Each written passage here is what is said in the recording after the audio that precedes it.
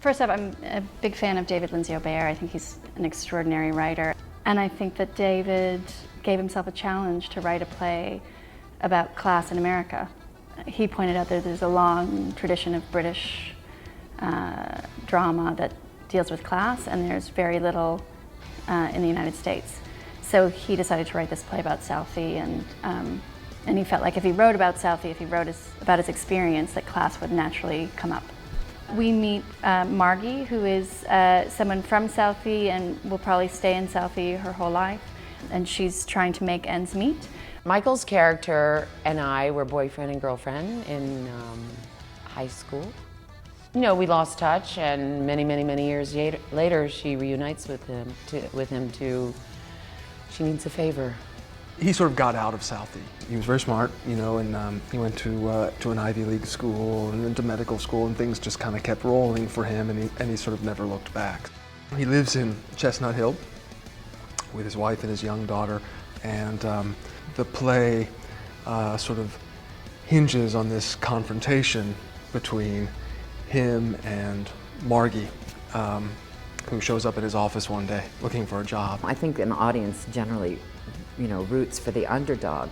But what's interesting about this play is the way the show is written. You're just unclear about her path. It's not a play that's black and white. It's not a play about good guys and bad guys. There are characters to root for as they try to get what they want in this play, but there's also a lot of ambiguity. In a specific way, it is about this woman's particular struggle to get her feet back on the ground, and the various people that are there to help her, or those people that present kind of obstacles to her getting that wish.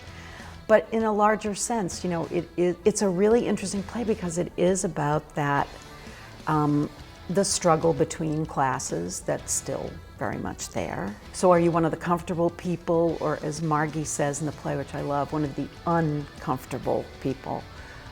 So it's a really provocative piece of writing. One of the largest questions is America a place where the sort of Horatio Alger story is true, or is it a place where we're actually building a culture where it's more and more difficult for anyone to get out of their class?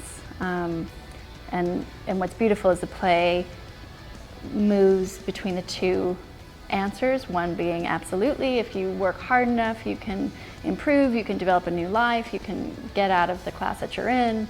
And then we also see the argument for it's actually impossible, and the odds are so stacked against you that it's amazing that anyone gets out. This play is like a multifaceted little diamond, you know.